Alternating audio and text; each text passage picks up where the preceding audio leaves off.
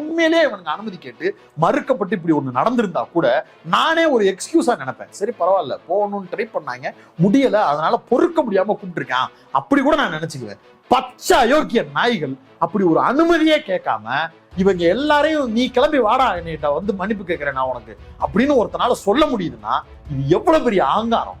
இதெல்லாம் அரசியல்ல இருந்து அப்புறப்படுத்தப்பட வேண்டிய, எனக்கு ரொம்ப மோசமான ஒரு கோவம் வருது.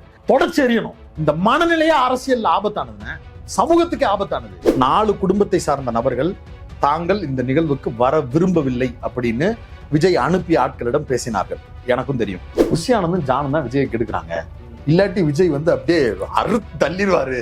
அரசியல் அவர் வந்து பிரிச்சு மேஞ்சு அந்த சீன்ல கட்சிக்கு இத்தனை மாவட்டம் இருக்கு, இந்த மாவட்டத்துக்கு இத்தனை பொறுப்பாளர்கள் இருக்கிறாங்கன்ற கணக்கெல்லாம் புஷியானந்துங்கிற ஒருத்தர் இருக்கிறதுனாலதான் தெரியும். இவங்க 2 பேரையும் கழிச்சுட்டா விஜய்க்கு எது பகல் எது ராத்திரினே தெரியாது. விஜய் கட்சி தொடங்கும் போது இருந்த மதிப்பும் அவருக்கு இருக்கக்கூடிய ஸ்பேஸும் இன்னைக்கு பாதியா அது அடி வாங்கியிருக்கு. விஜய் தரப்பிடம் இருக்கக்கூடிய நபர்களே இதை உணர்றாங்க. எந்த இடத்துக்கு வந்துட்டாங்கன்னா எடப்பாடி பழனிசாமி தலைமையிலான கூட்டணிக்கு தயார். எடப்பாடி பழனிசாமி இதற்கு முன்பாக நடந்த போது பேச்சுவார்த்தையில் கொஞ்சம் பணிவா நின்று பேசிக்கிட்டு இருந்தாரு. இப்ப அவர் அட்டரக்கால் போட்டு பேசிக்கிட்டு இருக்காரு. வாங்க தம்பி எப்படி இவனுங்க பல பேரை பார்த்து கதறுனானுங்க, இன்னைக்கு இவனுங்க கதறிக்கிட்டு இருக்காங்க. வணக்கம், இது அரண்சை, நான் ஹசீப். இன்று நம்மோடு பத்திரிகையாளர் மில்டன் இணைந்திருக்கின்றார். அவரை வரவேற்போம். வணக்கம். வணக்கம். விஜய் வந்து எப்போது கரூருக்கு போவார், பாதிக்கப்பட்ட அந்த குடும்பத்தினரை சந்தித்து பேசுவார், அதற்கு பிறகு அவருடைய அந்த சுற்றுப்பயணத்தை தொடங்குவார் அப்படின்ற அந்த எதிர்பார்ப்பு அந்த கட்சியை சேர்ந்தவர்களுக்கு நம்மளால விட அதிகமாக இருக்கிறது. அந்த கேள்விக்கான பதிலை அவர்கள் தேடிக்கொண்டே இருந்தார்கள். நேற்றெல்லாம் பார்த்தீங்கன்னா சமூக வலைதளங்களில் விஜய் அவர்கள் அந்த குடும்பத்தினரை வந்து சென்னைக்கு அழைத்து பார்க்க இருக்கிறார், அதற்கு பிறகு ஒரு மிக முக்கியமான முடிவை எடுக்கிறார் அப்படின்ற மாதிரியான வதந்திகள்லாம் பரவச்சு அது வந்து அவங்க கட்சிக்குள்ளேயே வந்து ஒரு சலசலப்பை ஏற்படுத்தியது. அதில் ஒரு பகுதி இன்னைக்கு உண்மையாயிருக்கு. ஆமாம், அந்த குடும்பத்தினரை சென்னைக்கு அழைத்து பார்க்க இருக்கிறார், திங்கட்கிழமை பார்க்குறாரு. இப்போ அந்த கட்சியினரை பொறுத்தவரை அவர்களுடைய மனநிலை என்ன? ஏன்னா நேற்று அவங்க பேசுனதெல்லாம் வச்சு பார்க்கும்போது இப்போ எல்லாருமே வந்து எங்ககிட்ட கேள்வி கேட்பாங்க, நான் என்ன பதில் கொடுக்குறது? நாங்கள் வந்து முட்டு கொடுத்துக்கிட்டே இருக்கோம், கடைசியில் எங்களை பார்க்கும்போது முட்டுன்னு சொல்கிறாங்க எல்லாரும். அந்த ரேஞ்சில் நாங்கள் இருக்கோம். இவனுங்க பல பேரை பார்த்து கதறுனானுங்க, இன்னைக்கு இவனுங்க கதறிக்கிட்டு இருக்காங்க. ஸோ கட்சியினுடைய தலைமை இப்படி இருக்கிறது. என்ன நடக்குதுன்னே எங்ககிட்ட சொல்ல மாட்டுறாங்க. என்ன நடக்குது, ஏன் வந்து கரூரில் போய் அவர்களை சந்திப்பதில் என்ன பிரச்சனை அப்படின்ற மாதிரியான கேள்விகள் அவங்களே எழுப்பிக்கிட்டு இருக்காங்க இன்ன வரைக்கும். அதற்கு பதில் சொல்லக்கூடிய வகையில திங்கட்கிழமை இங்க சென்னையில பாக்குறதா அவர் முடிவு எடுத்திருக்கிறாரு. அதுக்கு இது பதிலாமா? என்ன நடக்குது, அவங்க கரூருக்கு போவதில் இருக்கக்கூடிய சிக்கல் என்ன, ஏன் போக? அந்த பதிலுக்கு வர்றேன்னு, நீங்க ஃபீல்டுல கிட்டத்தட்ட 17 வருஷம் ஜேர்னலிஸ்டா இருக்கிறீங்க. நீங்க மனசாட்சியை தொட்டு சொல்லுங்க, இத்தனை வருஷம் அரசியல் பைட்லாம் பாக்குறீங்க, யாராவது ஒரு அரசியல் தலைவர் தன்னால் ஏற்பட்ட பாதிப்புகளால் உடைந்து போய் இருக்கக்கூடிய மக்களை சந்திக்கிறதுக்கு மொத்தமா கிளம்பி வாங்க அப்படின்னு அவர் வீட்டுக்கு கூப்பிட்டு பார்த்திருக்கீங்களா? இல்ல. இப்படிப்பட்ட ஒரு நிகழ்வு நடக்கும் பொழுது அந்த நிகழ்வு நடந்த இடத்திற்கு போவது அப்படின்றது அந்த மரணித்தவர்களுக்கு மரியாதை செலுத்தக்கூடியது. இன்னைக்கு உயிரோடு இருக்கக்கூடிய குடும்பத்தினர் உண்மையிலே தங்களுடைய சொந்தங்களை இழந்திருக்கிறாங்க.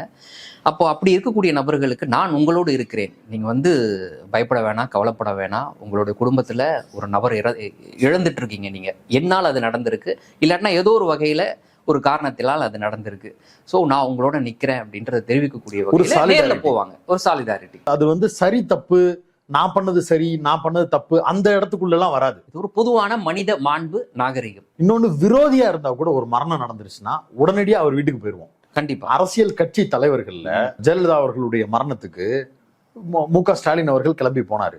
எடப்பாடி பழனிசாமி அவர்கள் வீட்டுல ஒரு துக்கம் நடந்த உடனே கிளம்பி முதலமைச்சரா இருக்கக்கூடிய மு.க. ஸ்டாலின் போறாரு. ஓபிஎஸ் வீட்டுல ஒரு இறப்பு, கிளம்பி போறாரு. இங்க உங்க வீட்டுல ஒரு இறப்பு, உடனே சீமான் கிளம்பி வந்து முதல்வரை சந்திக்கிறாரு.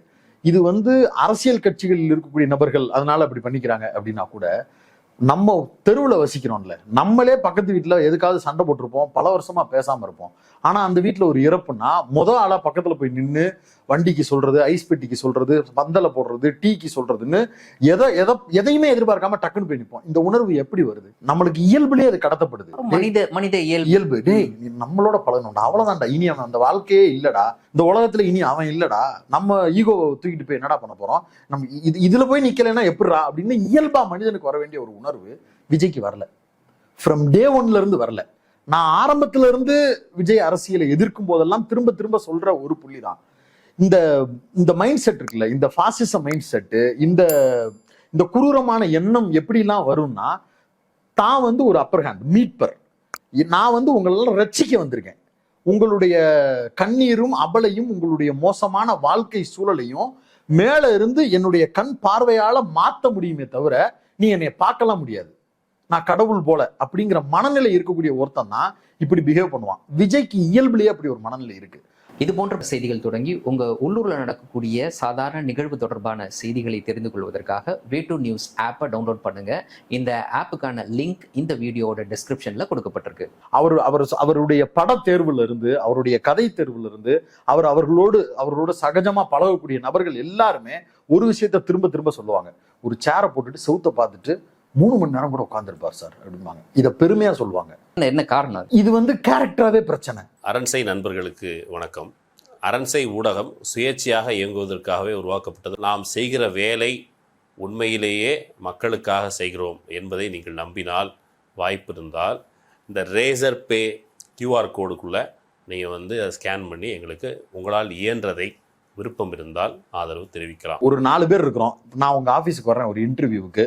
வாசல்ல மகிழ்நன் சார் இருக்கிறாரு, நீங்க இருக்கிறீங்க, கேமராமேன் அஜித் இருக்கிறாரு, எல்லாருமா நிக்கிறப்ப நான் பாட்டுக்கு உள்ள வந்துட்டு என்ன யாரும் வரல அப்படின்னு நம்ம இங்க வந்து தனியா உட்காந்துக்கிட்டு சார் நீங்க வருவீங்க அப்படின்னு அப்படி உட்கார்ந்தா அது எவ்வளவு பெரிய சைக்கோ பிரச்சனை, மனநல பிரச்சனை, சைக்காலஜிக்கலா ஒரு பிரச்சனை. நான் வந்து கொச்சப்படுத்துறதுக்காக சொல்லலை.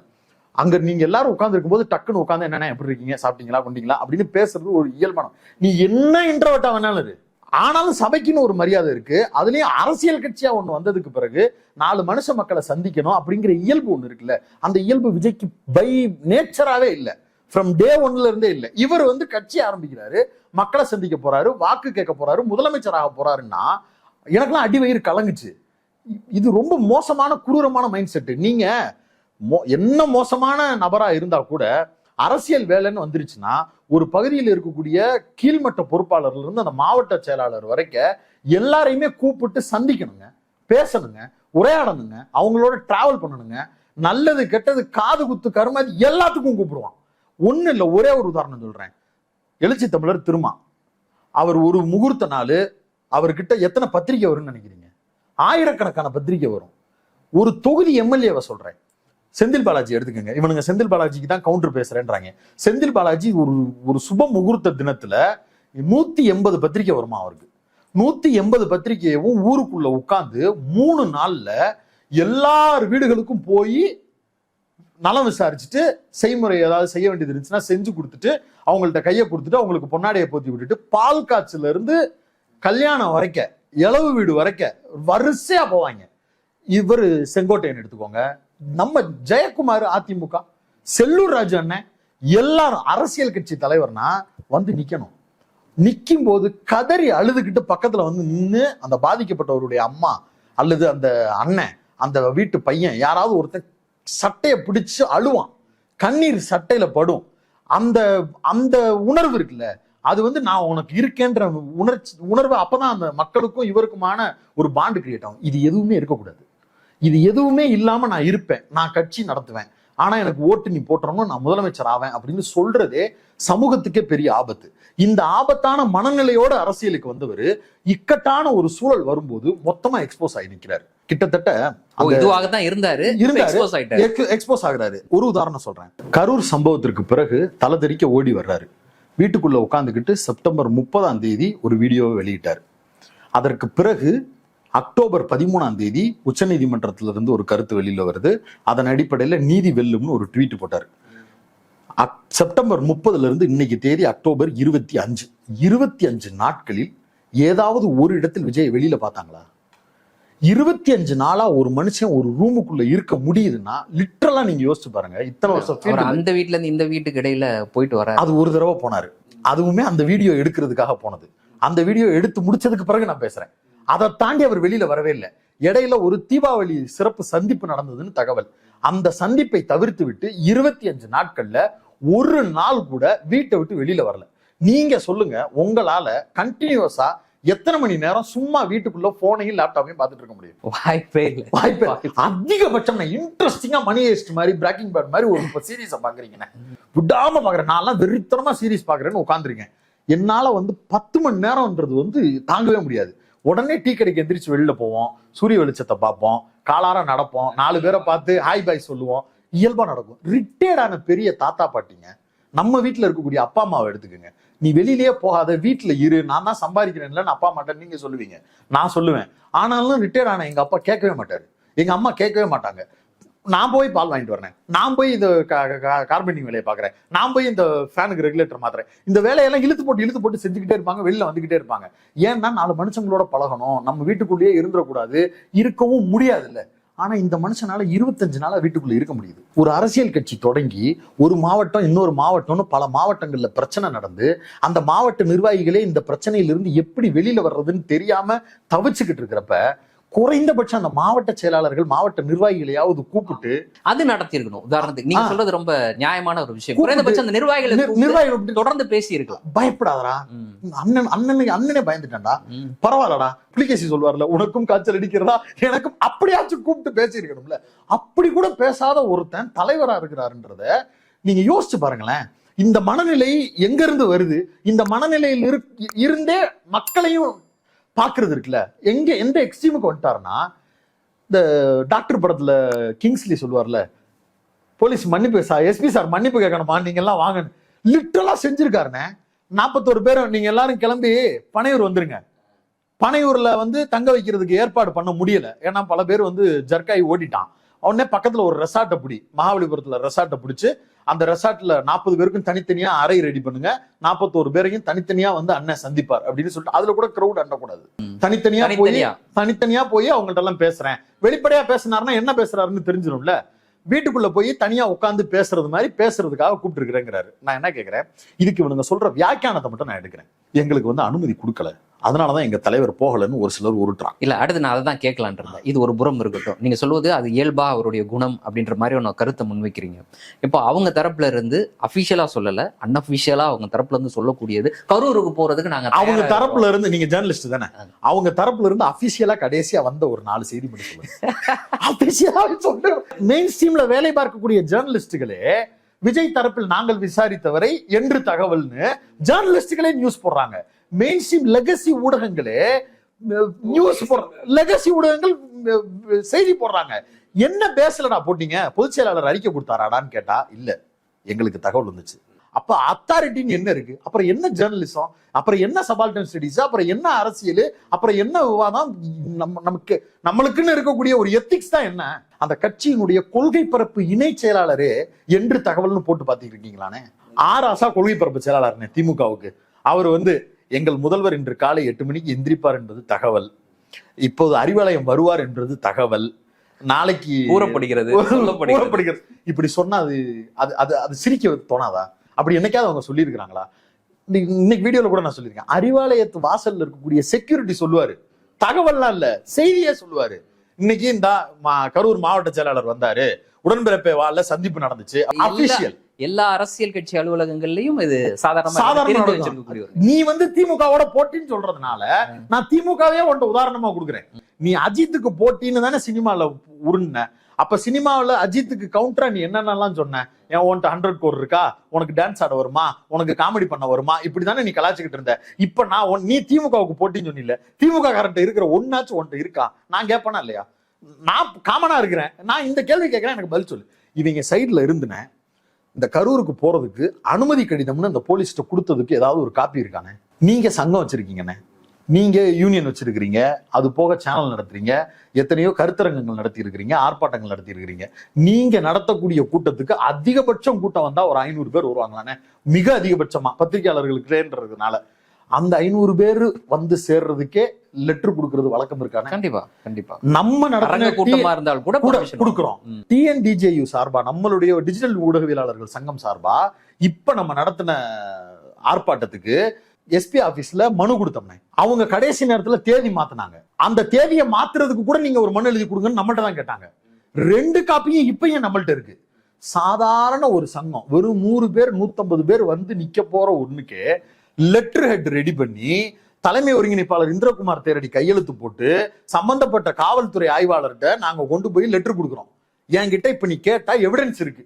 நீ இவ்வளவு பெரிய கட்சி வச்சிருக்கேங்கிற, 1.5 கோடி தொண்டர்கள் வச்சிருக்கிறேங்கிற, ஆப்லயே நாங்க அப்படியே ஆட்டிட்டோம் அப்படிங்கிற, இவ்வளவு சொல்ற ஒரு பெரிய கட்சி, ஒட்டுமொத்த தமிழ்நாட்டின் இளைஞர் துறலும் எங்களுக்கு தான் இருக்கு, 30% அண்ணன் ஏறினா ரயில் இறங்கினா ஜெயிலு, இவ்வளவு டயலாக் பேசுனீ இல்ல. நான் ஒண்ணுமே கேட்கல. கரூருக்கு உங்க சைட்ல இருந்து கொடுத்த அனுமதி கடிதத்துக்கு பெர்மிஷன் லெட்டர் மட்டும் காட்டுறான். இப்ப எஸ்பி ஆபீஸ்ல போய் சொல்ல சொல்லிட்டாங்க. எஸ்பி ஆபீஸ்ல சொல்ல சொன்னாங்கல்ல, பெர்மிஷன் லெட்டருக்கு டிமாண்டா வக்கீல் தான் பொருளாளர்.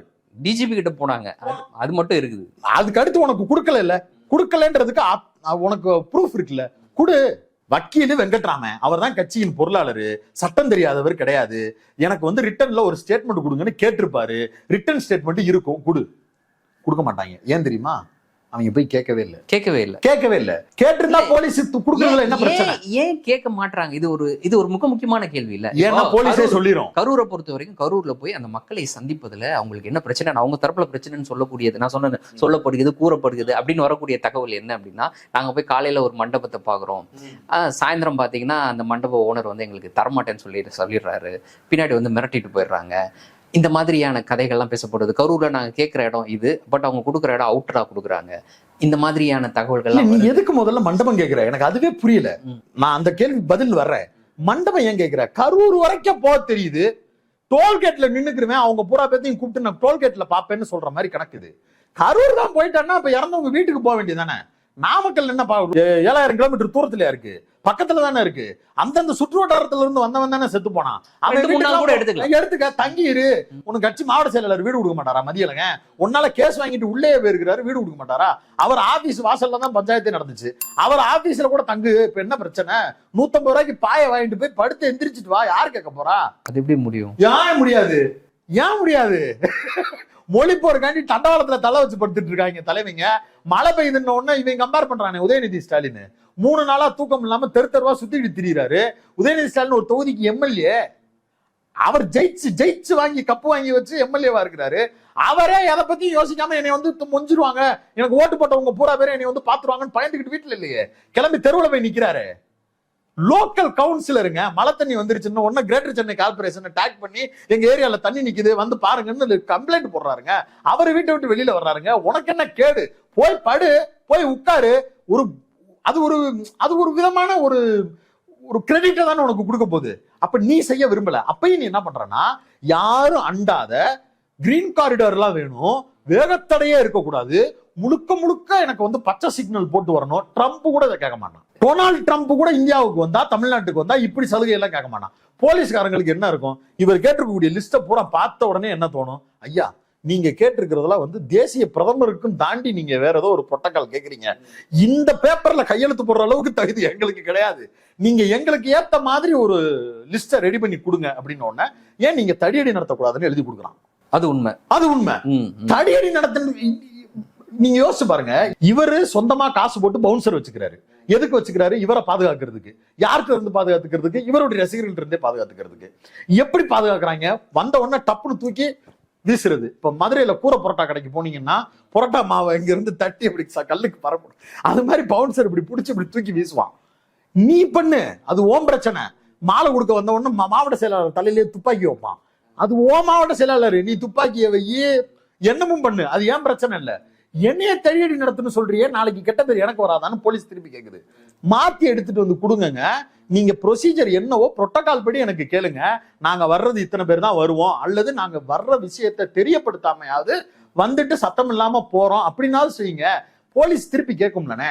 அனிதா வீட்டுக்கு நீ போன, தூத்துக்குடி துப்பாக்கி சூட்டில் பாதிக்கப்பட்டவர்கள் வீட்டுக்கு நீ போன, மெரினா புரோட்டஸ்டுக்கு நீ போன, இந்த மாதிரி பல விஷயங்களுக்கு நீ போயிருக்க. நடிகர்களுடைய கல்யாணத்துக்கு போயிருக்கிற, நல்லது கெட்டதுகளுக்கு போயிட்டு வெளியில வந்திருக்கிற. அக்டோபர் 30 போயிட்டு வர்ற செப்டம்பர் 30க்கு முன்னாடி பல வேலைகள் பார்த்திருந்தீங்க.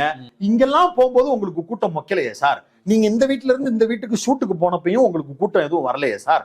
அப்பெல்லாம் வராத கூட்டம் இப்ப மட்டும் வருதுன்னா அது நீங்க தான் சார் கன்சிடர் பண்ணணும்னு போலீஸ்காரங்க கேட்க மாட்டாங்களா?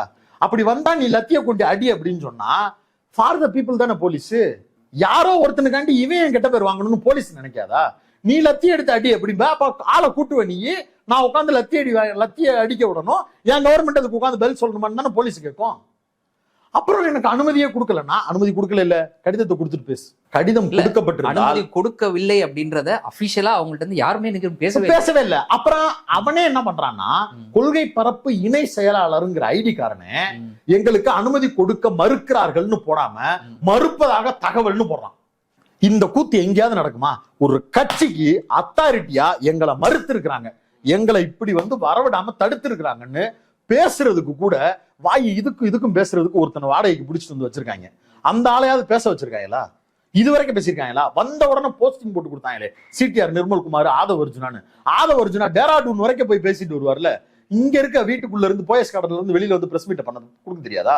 எங்களை இப்படி தடுக்கிறாங்க, எங்களை இப்படி இந்தாங்க ஸ்டேட்மெண்ட், நான் கரூர் எஸ்பி ஆபீஸ்ல இதை கொடுத்துருக்கேங்க, எனக்கு இதை பார்க்க சொன்னாங்க. அப்படி உண்மையில நடந்திருந்தா அது மக்கள்கிட்ட பேசுறது மைலேஜ் தானே. அது உண்மையிலே இருக்கும். உண்மையிலே திமுக நாங்க சொல்றோம் பாருங்க, நாங்க போக தயாரா இருக்கோம், எங்களை திமுக அரசு தடுக்குது, காவல்துறை தடுக்குது, ஏதோ சொல்லலாம். உங்களுக்கு ஃபேவரட்டா இருக்கக்கூடிய லெகசி மீடியாஸ் வேற இருக்கிறாங்க, அவங்க மூலமா அழகா ஒரு நெரேட்டிவை செட் பண்ணி கழக அரசுக்கு எதிராக அப்படின்னு நீங்க ஒரு 4-5 ஸ்லைடு போட முடியும். நீங்க ஒரு பெரிய வேலையை கிரியேட் பண்ண முடியும்லண்ணே. அப்படி ஒரு வாய்ப்பு சூழல் இருந்தும் இவனுங்க பண்ணாம இருக்கிறானுங்கன்னா அப்ப உண்மை இல்லைன்னு அர்த்தம். உண்மையா இருந்திருந்தா இந்நேரம் சலங்க கட்டி ஆடி இருப்பானுங்க. உண்மை இல்லைன்றதுனால கமுக்கமா கூண்டுக்கிளி மாதிரி வீட்டுக்குள்ளேயே இருக்கிறானுங்க. இதுக்கு நடுவுல ஒரு சில நபர்கள் பேசுறாங்க, இது சிபிஐயோடைய அனுமதி வாங்கணும் அப்படின்னு ஒரு கருத்து பரவுது. அதை பற்றி உங்களுடைய கருத்து? எத்தனை வருஷம் ஃபீல்டுல இருக்கீங்கன்னு சிபிஐ இந்த வழக்கை எடுத்துக்கிட்டாங்க. சரி, வழக்கல சிபிஐ வாங்கணும் அப்படின்னு தடயத்தை அளித்தல் அந்த மாதிரி ஏதாவது நீங்க பண்றீங்கன்னா பரவாயில்ல, ஓகே, உங்கள்ட்ட சிபிஐ கொடுக்கணும். நீ சொல்ல போறது குற்ற சம்பவம் நடந்த அந்த நிகழ்வு இடத்துக்கு போறது, அங்க இருக்கக்கூடிய தடையத்தை அழிக்கிறது, அந்த மாதிரியான விஷயங்களுக்கு சிபிஐ அனுமதி கேட்கறது அப்படின்றது ஓகே. போக வேண்டிய தேவை இருந்தா அனுமதி கேட்கணும். இல்ல நான் வரும்போது பர்ஸை விட்டுட்டேன், நான் போட்டிருந்த துண்டை விட்டுட்டேன், அதை நான் போய் எடுத்துக்கிறேன் அப்படின்னு விஜய் கிளம்பி வந்தாருன்னா அனுமதி கேட்கணும். நான் மறுக்கல, புரிஞ்சுக்கிறேன். வீட்டுல கேதம் கேட்க போறதுக்கு அனுமதி எனக்கு என்ன பயமா இருக்குன்னா, இப்ப இவங்க எல்லாம் ஜேர்னலிஸ்ட்னு சொல்லும் போது எனக்கு உண்மையிலேயே ரொம்ப பயமா, எனக்கு என்ன நான் ஜேர்னலிஸ்ட்னு சொல்றதுக்கு எனக்கு ஒரு செகண்ட் பயமா இருக்கு. அப்ப நம்ம எல்லாம் எஃபர்ட் போடுறோமே, நம்ம எல்லாம் ஜென்யூனா ஒரு மேட்டர் பேசணும்னு நினைக்கிறோமே, இதெல்லாம் இப்படி கூச்சமே இல்லாம ஒரு பொய்ய இட்டுக்கட்டின ஒரு பொய்ய இந்த நபர்கள் தான் இந்த ஸ்டாம்பேட் நடந்து முடிஞ்ச அன்னைக்கு ஒரு திட்டமிட்ட சதி, கத்தியால கிழிச்சாங்க, கழுத்தை நெரிச்சாங்க, ஆக்சிஜன் கொடுக்காம மூச்சை பிடிச்சு அமுக்குனாங்க, மிளகா பொடி தூவுனாங்க, இந்த பேய் கதையெல்லாம் விட்டதே இந்த மாதிரியான நபர்கள் தான். அதுக்கான ஒரு ஆதாரம் கூட இப்போ வரைக்கும் கொடுக்கல. இன்னும் ஒண்ணு, பாதிக்கப்பட்ட குடும்பமே வெளியில அப்படி ஒண்ணு நடந்ததா சொல்லல. அவங்க உடம்புல ஏதாவது தழும்பு இருந்திருக்குமே அதுவும் சொல்லல. இப்ப சிபிஐ இதெல்லாம் தடுத்திருக்குன்னு இவனுங்க கிளப்புறானுங்கன்னா நியாயமா நான் உண்மையிலேயே சொல்றேன், நானும் பத்திரிகையில தான் இருக்கிறேன், இப்படியான வதந்திகளுக்கு முற்றுப்புள்ளி வைக்கும் விதமா வழக்கு தொடுங்க. திரும்ப திரும்ப இந்த மாதிரி நீதிமன்றம் இருக்கு, நீங்க பேசுங்க, நீங்க போய் நீதிமன்றத்துல அணுகுங்க. நான் இப்படி சொன்னேங்க, சிபிஐ அனுமதி கொடுக்கணும்னு சொன்னேங்க, சிபிஐ அனுமதியை மறுத்துட்டாங்கன்னு சொல்றாங்க அப்படின்னு சிபிஐ சார்பா கூட ஒரு 4 பேர் கேச கொடுங்க. உச்ச நீதிமன்றத்துல ஒரு வழக்கு நிலுவையில வேற இருக்கு, மென்ஷன் பண்ணி கேட்கலாம். கேளுங்க. இது அவர்கிட்ட ஆதாரம் இருந்தா அவர் பதில் சொல்ல போறாரு. உண்மையிலேயே கருத்துருவாக்கத்தை, ஒரு சதி கோட்பாட்டை இந்த தமிழ் சமூகத்துல விஜய்க்கு ஆதரவாக உருவாக்கணுங்கிறதுக்காக ஒரு பெரிய நெக்சஸ் வேலை பார்த்துக்கிட்டே இருக்கு. அந்த நெக்சஸுக்கு இவர்கள் எல்லாரும் தான் தூபம். இவங்க போடக்கூடிய இந்த லைன் இருக்குல்ல, இது ரொம்ப பெரிய டேஞ்சர் தமிழ்நாட்டுக்கு. ஆதாரம் கிடையாது, இவங்க சைட்ல நியாயமும் கிடையாது. இந்த ரெண்டும் இல்லாமையே தமிழ்நாட்டுக்குள்ள ஒரு வேவை கிரியேட் பண்றதுக்கு வேலை பார்க்கறானுங்கன்னா எந்த எக்ஸ்ட்ரீமுக்கு இருக்கிறாங்கன்னு பாருங்க. இது எங்க நின்றுச்சுன்னா, இவ்வளவு நாளா வெளியில இருக்கக்கூடிய ஆட்கள் விமர்சிச்சுக்கிட்டே இருந்தாங்க. சிபிஐ கிட்ட கேட்டுட்டு தான் இவர் போகணுங்கிற நெருக்கடியை, இப்படியான அமிர்த முத்துக்களை எல்லாம் உதிர்த்ததுக்கு பிறகு கட்சிக்காரனே காண்டாயிட்டான். அந்த பிலிப்ஸ் காமெடி இருக்கும்ல, பிலிப்ஸே அவ்வளவுதான் மரியாதை, உண்மையிலே அவனே சொல்லிட்டான். ஆனா வடசென்னை மீம் டெம்ப்ளேட் ஒண்ணு இருக்கும், நோ நீ தான் எடுக்கிறேன்னு எடுக்கணும் அப்படின்ற மாதிரி, நோ உன்னை பார்க்க வந்துதான் 41 பேர் செத்து இருக்கிறான், அவனை பூரா நீ தான் பார்க்கணும், இங்கெல்லாம் கூட்டின்னு வரக்கூடாது அப்படின்னு தாவேக்காரனே காண்டாயிட்டான். தான் கட்சியினுடைய தலைவரை எதிர்த்து கேள்வி கேட்க ஆரம்பிச்சிட்டான். இப்ப என்ன பண்ணிட்டானுங்கன்னா, எதிர்த்து கட்சிக்காரங்க எல்லாம் கேள்வி கேட்கிறான்ல, அவனையே கீழே ஊப்பின்ட்டானுங்க.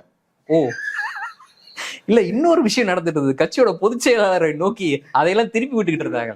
இவங்களுக்கு என்ன நினைப்பேன், டு பி ஃபிராங்க், புஷி ஆனந்தும் ஜானும் தான் விஜய் கெடுக்கிறாங்க. இல்லாட்டி விஜய் அப்படியே தள்ளிடுவாரு அரசியல், அவர் பிரிச்சு மேஞ்சல் அந்த சீன்.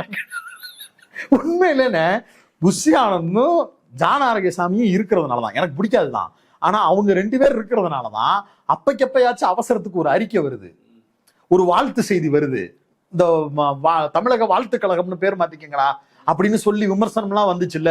டெய்லி ஒரு வாழ்த்து போடுவாங்க, நன்றி போடுவாங்க, இப்படி இருக்கும்ல. இதெல்லாம் இவங்க 2 பேர் இருக்கிறதுனாலதான் வருது. கட்சிக்கு இத்தனை மாவட்டம் இருக்கு, இந்த மாவட்டத்துக்கு இத்தனை பொறுப்பாளர்கள் இருக்கிறாங்கன்ற கணக்கெல்லாம் புஷியானந்துங்கிற ஒருத்தர் இருக்கிறதுனாலதான் தெரியும். இவங்க 2 பேரையும் கழிச்சுட்டா விஜய்க்கு எது பகல் எது ராத்திரின்னே தெரியாது. 25 நாளா வீட்டுக்குள்ளே இருக்கிறவருக்கு என்னன்னு தெரியும். அந்த வீட்டுல நீங்க அந்த உங்க வீட்டுல நம்ம வீட்டுல புதுசா ஒருத்தன் குடி வந்தா, ஒருத்தன் உள்ள நுழைஞ்சா அதிகபட்சம் எவ்வளவு நேரத்துல என்ன தெரியும்? வித்தின் மினிட் உடனே தெரியும். நம்ம வீடே அவ்வளவுதானே இருக்கு. நான் எக்ஸ்கியூஸ் கூட கொடுக்குறேன். நீங்களே ஒரு பெரிய அளவு பனையூர் அளவுக்கு ஒரு வீடு வச்சிருக்கீங்கன்னு, அப்படி ஒருத்தன் உள்ள நுழைஞ்சா கூட நீங்க ஒரு 5 மணி நேரம் 6 மணி நேரத்துல கண்டுபிடிச்சிட மாட்டீங்களா? 2-3 நாளா ஒருத்தன் மாடியில இருந்திருக்கானே இவங்க கண்டுபிடிக்கலன்னா இவங்க இந்த வீட்டுல எந்த அளவுக்கு டிராவல் பண்ணுவாங்கன்னு பாருங்க.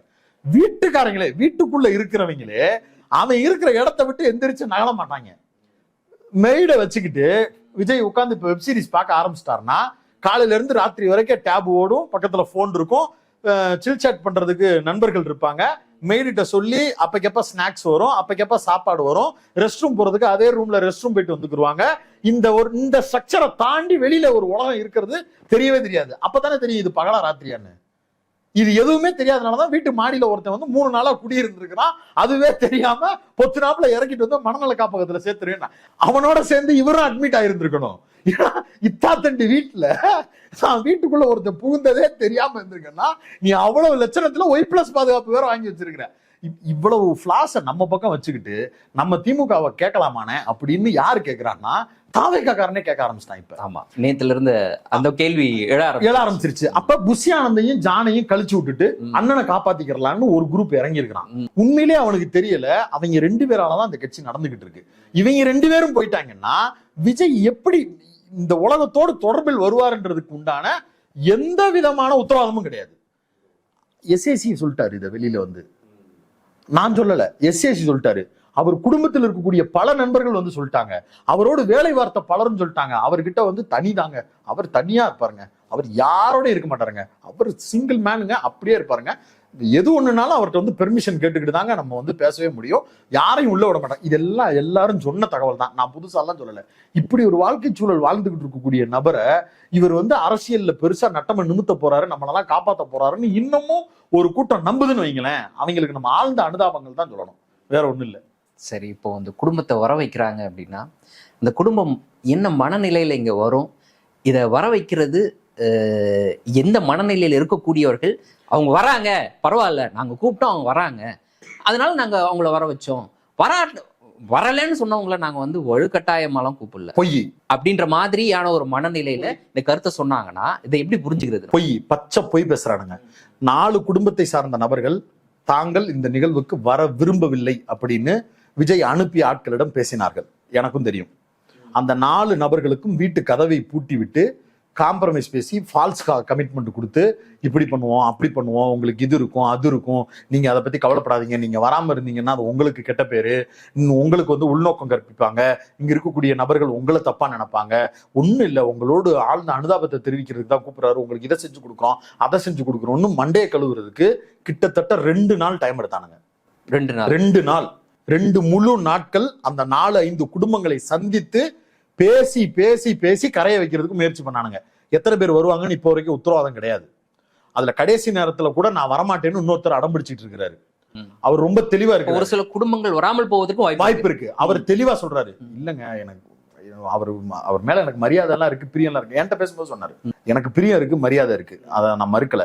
ஆனா நான் போய் பாக்குறதுங்கிறது வந்து அது நல்லா இல்லைங்க, நானே இழந்துட்டு நான் திரும்பி அவரை போய் பாக்குறதுங்கிறது அது மரியாதையா இருக்காது. ஏதோ ஒரு தேவைக்காக நான் போற மாதிரி இருக்கும். இப்ப இவங்களுமே என்ன சொல்றாங்கன்னா 20 லட்சம் வந்துருச்சு அதனால நீ போக மாட்டியான்னு என்னைய ஹர்ட் பண்ற மாதிரி வந்து பேசுறாங்க. இப்ப காதுபடவே சில பேர் எல்லாம் சொல்றாங்க. அதெல்லாம் வந்து எமோஷனல் பிளாக்மெயில். அது வந்து அவர் வந்து அதை அப்படி சொல்லல, அவருக்கு அப்படி சொல்றதுக்கு நாக்கு கூசுது. ஏன்னா இன்னொருத்தர் மேல நம்ம பழி சொல்றோமோ அப்படிங்கிறதுக்காக அவர் தவிர்க்கிறாரு. ஆனா அதனுடைய நுட்பமான தன்மை வந்து இதுதான், நீ காசை வாங்கிட்ட அதனால இவனை எதுக்கு பார்க்கணும்னு நீ நினைக்கிற அப்படின்ற எண்ணத்தை அவர் காதுபடவே சில பேரை பேச வைக்கிறான். இந்த கில்ட்டை எனக்கு ஏத்துறான் அப்படிங்கிறது தெரியாமலே அவர் வந்து இப்படிலாம் கூட சொல்றாங்க, ஆனா எனக்கு உண்மையிலே மனசு இல்ல தம்பி போறதுக்கு அப்படின்னே பேசுறாரு. இந்த மாதிரியான தகவல்லாம் விஜய்க்கு கடத்தப்படுமா? இப்பெல்லாம் சொல்றாங்க. தெரியும்ண்ணே, தெரியாமலாம் இருக்காது, தெரியும்ண்ணே. என்ன பண்ண முடியும், என்ன பண்ண தெரியும்? ஒரு அரசியல் இத கூட அவரால் புரிஞ்சுக்க முடியாது. ஓகே, வர விரும்பல, அவர் முன்னாடி அதிமுக காரரா இருப்பாரு, வராம இருந்திருக்கலாம். ஒரு பாஜக காரரா இருப்பாரு, திமுக காரரா இருப்பாரு, அதனால வராம இருப்பாரு. இல்லாட்டி நம்ம கூப்பிட்டு வராமலா இருப்பாங்க. நம்ம கூப்பிட்டா பெரிய பெரிய வராம இருக்க முடியுமா? நார்த் இந்தியன் ஸ்டார்ஸே கதை கேட்காம நடிக்க வருவாங்க. என்ன ஆஃப்டர் ஆல் கரூர்ல ஒரு குக்கிராமத்துல இருக்க ஒருத்தன் வரமாட்டேன்னு சொல்றான்னா அவனுக்கு பின்னாடி வேற ஒரு சதி இருக்கும். அவன் ஒரு 200 ரூபா ஊப்பியா இருப்பான். இப்படி அவங்களே நினைச்சுக்கிறது. ஆனா உண்மையிலேயே பறி கொடுத்தவன் உன்னைய வந்து பார்த்துட்டு உங்ககிட்ட வந்து கண்ணீர் தொடச்சு விடுன்னு கேட்கல. அவன் அதுக்காக காத்துக்கிட்டு இல்ல, அவன் அந்த உயிரை இழந்துட்டு 30 நாளா நடமாடிக்கிட்டு இருக்கான். நடப்போனமா நடமாடிக்கிட்டு இருக்கான். நடக்கக்கூடாத ஒண்ணு நடந்துருச்சுன்னு வேதனையில உட்கார்ந்து இருக்கிறான். இன்னும் நல்லதுகளுக்கு வெளியில ஊரை விட்டு கிளம்பி போகாம வாழ்க்கை சொல் வாழ்ந்துட்டு இருக்கிறான். இவனுக்கு பூரா நீ டிக்கெட் போட்டு நான் பகுமானமா உன்னைய கூட்டு போறேன்னு நீ பேசுறேன்னா என்ன நெஞ்சலத்தை இருக்கும்டா அவங்களுக்கு? என்ன அயோக்கியத்தனம் இது? அதுல வந்து ஒரு குற்ற உணர்ச்சி கூட இல்லைண்ணே அவங்களுக்கு. தான் பொய் சொல்றோன்றது கூட இல்லை. உண்மையிலேயே இவனுக்கு அனுமதி கேட்டு மறுக்கப்பட்டு இப்படி ஒண்ணு நடந்திருந்தா கூட நானே ஒரு எக்ஸ்கியூஸா நினைப்பேன். சரி பரவாயில்ல, போகணும்னு ட்ரை பண்ணாங்க, முடியல, அதனால பொறுக்க முடியாம கூப்பிட்டுருக்கான் அப்படி கூட நான் நினைச்சுக்குவேன். பச்சை அயோக்கிய நாய்கள் அப்படி ஒரு அனுமதியே கேட்காம இவங்க எல்லாரையும் நீ கிளம்பி வாடா என்னிட்ட வந்து மன்னிப்பு கேட்கிறேன் நான் உனக்கு அப்படின்னு ஒருத்தனால சொல்ல முடியுதுன்னா இது எவ்வளவு பெரிய அகங்காரம். இதெல்லாம் அரசியல்ல இருந்து அப்புறப்படுத்தப்பட வேண்டிய, எனக்கு ரொம்ப மோசமான ஒரு கோபம் வருது. தொடர்ச்சி எறியணும். இந்த மனநிலையே அரசியல் ஆபத்தானதுன்னு, சமூகத்துக்கு ஆபத்தானது. சரி, இப்போ எப்படி இந்த சந்திப்பு நடக்க இருக்கு? என்ன மாதிரியாக இந்த சந்திப்பை அதான் தனித்தனியா அவர்களை சந்தித்து அவர்களோடு உரையாடுவதாக ஒரு கமிட்மெண்ட். அதுக்கு பிறகு அவங்களுக்குடைய ரெகுலர் லைஃப் ஸ்டைலுக்கு உதவி பண்ணுவது அப்படின்னு ஒரு உத்தரவாதம். 20 லட்சம் தாண்டி கூடுதல் உதவியா வேற மாதிரியான உறுதிமொழி எல்லாம் கொடுக்கப்பட்டிருக்கு. இப்ப அதுக்கான ப்ராசஸ்ல இருக்கிறாங்க. இன்னும் அவங்க தரப்புக்கு சொல்லல. மாசம் பண உதவி, மாசம் ஏதாவது ஒரு விதத்தில் சப்போர்ட் அப்படின்னு பேசுறதா ஒரு தகவல். வேறு ஆட்கள் மூலமாக அதை செய்ய சொல்லுவது அப்படிங்கிற லைனுக்குள்ளதான் வர்றாரு. அது வந்து எந்த அளவுக்கு மெட்டீரியலா மாறும் அப்படின்றது நம்மளுக்கு தெரியாது. ஆனா அவங்களுக்குள்ள இருக்கக்கூடிய டாக் என்னன்னா, மாசம் இவங்களுக்கு ஏதாவது ஒண்ணு கொடுக்கறதன் மூலமா நம்மளுக்கு எதிரான மனநிலை இவர்கள் மத்தியில் வளராது, என்னைக்கும் நாளைக்கு மாற மாட்டாங்க அப்படிங்கிற எண்ணம் இருக்கு. அந்த இடம் மட்டும்தான் இப்பயே இவங்களை சந்திக்கிறதுக்கான தேவை இவங்களுக்கு இருக்கே தவிர வேற எதுவுமே கிடையாது. ஏன்னா தன்னுடைய சொந்த கட்சிக்காரர்கள் மத்தியிலேயே நீ என்ன இன்னும் கரூருக்கு போகாம இருக்க அப்படின்னு கேள்வி வந்துருச்சுன்னா பாதிக்கப்பட்ட குடும்பத்துக்கு இன்னுமே வந்திருக்கும்ல. அப்ப அந்த தன்னுடைய பேர் கெட்டு போயிடக்கூடாதுன்ற ஒரு காரணம் மட்டும்தான் அவங்களை கிளப்பி இங்க கூட்டு வர்றதுக்கே தவிர அவர்கள் மீதான உண்மையான கன்சர்னே கிடையாது. சந்திப்பு முடிந்ததற்கு பிறகு விஜயனுடைய திட்டம் என்ன? மீண்டும் சுற்றுப்பயணத்தை தொடங்குறாரா? அதெல்லாம் ஒண்ணும் கிடையாது. வீட்டுல மல்லாக்க போட்டு படுத்துக்கலாம். நம்ம நினைக்க அவங்க உண்மையிலே நம்புறாங்க என்ன தெரியுமா, விஜய் வந்து முகத்தை காட்டக்கூடாது. முகத்தை காட்டுனா அதோடைய வேல்யூ குறைஞ்சிரும். கோயினூர் வைரம்னு நம்ம ஏன் இன்னமும் அதை வந்து பிரமிப்பா சொல்றோம். மறைச்சு வைக்கதான் வந்து ரகசியம் காக்கப்படதான் அதன் மீதான மதிப்பு அதிகம். இப்ப எல்லாருக்குமே கோயினூர் வைரம் வந்து இந்த அரண்சை ஆபீஸ்ல ஒரு 10 நாள் இருக்கும்பா, பேரலை ஆபீஸ்ல ஒரு 10 நாள் இருக்கும், வர்றவங்க வந்து பாத்துக்கலாம் பண்ணு, ஒவ்வொருத்தவங்க வீட்டுக்கும் கொடுத்து விடுங்க. கோயினூர் வைரம்னு நம்ம நியூஸ் போட்டோம்னா எவனாவது பாப்பானா, அதை எடுத்துட்டு போ அப்படின்னு, அவ்வளவுதான் அதோட வேல்யூ. இவனுக்கு நம்புறானுங்க விஜய வந்து அப்படியே மறைச்சு வச்சிருந்துதான் அவரை வந்து நம்ம ஒரு கல்ட்டா வச்சிருக்கணும், அப்பதான் அது வந்து ஓட்டாவே ஜென்ரேட் ஆகும் அப்படின்னு. உண்மையிலேயே சொன்னா கிரவுண்ட் ரியாலிட்டி வேற. விஜய் கட்சி தொடங்கும் போது இருந்த மதிப்பும் அவருக்கு இருக்கக்கூடிய ஸ்பேஸும் இன்னைக்கு பாதியா அது அடி வாங்கியிருக்கு. விஜய் தரப்பிடம் இருக்கக்கூடிய நபர்களே இதை உணர்றாங்க. எந்த இடத்துக்கு வந்துட்டாங்கன்னா, எடப்பாடி பழனிசாமி தலைமையிலான கூட்டணிக்கு தயார். கூட்டணியில எத்தனை சீட்டு, அந்த தொகுதியை மட்டும் பிரச்சாரம் மேற்கொள்வதற்கு மறுபடியும் அந்த தொகுதிகளில் மட்டும் விஜய் பிரச்சாரம் மேற்கொள்வதற்கு உண்டான பணிகளை தொடருவோம். நமக்கான சீட்டை கேட்டு வாங்கிட்டு அந்த இடத்துக்கு போவோம். அதை பத்தி பிரச்சனை இல்ல. நம்மளுடைய ஏரியாவா கோஸ்டல் ஏரியா, அந்த கடற்கரை ஏரியாக்கள். முக்கியமான கேள்வி, முதலமைச்சர் யார்? அந்த சித்தப்பா தான், எடப்பாடி தான் முதலமைச்சர். இவர் வந்து 234 தொகுதிக்கும் போகணும். அக்ரிமெண்ட் வந்து எடப்பாடி அப்படிதான் போடுவாரு.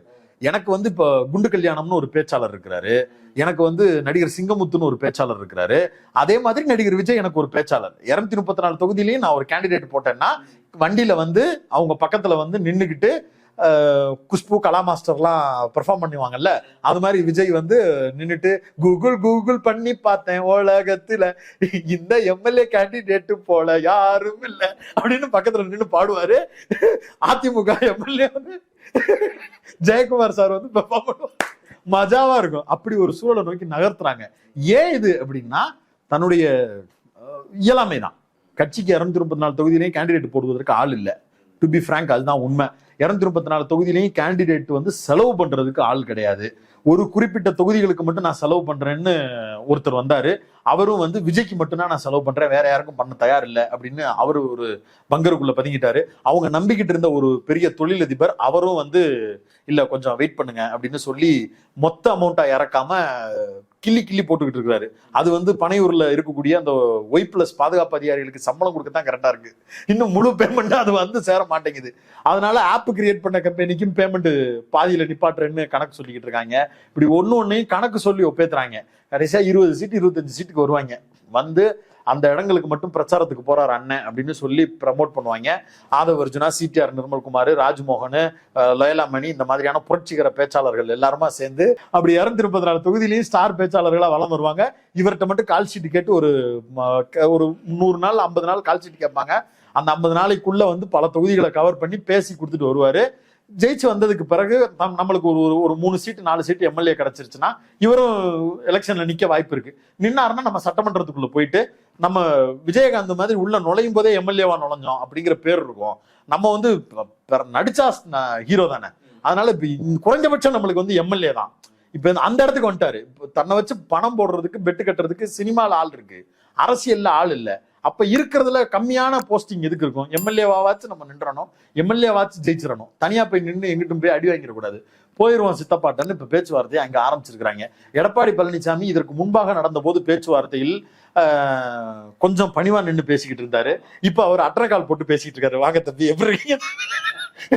ஏன்னா சிபிஐ வேற பின்னாடி இருக்கு. இவருக்கு ஃபேவரட்டா சிபிஐ அந்த பக்கம் நின்று பாத்தியாரே கிட்னி வேணும்னு கேட்டீங்கல்ல, கூட்டின்னு வந்துட்டேன் எடுத்துக்கங்க.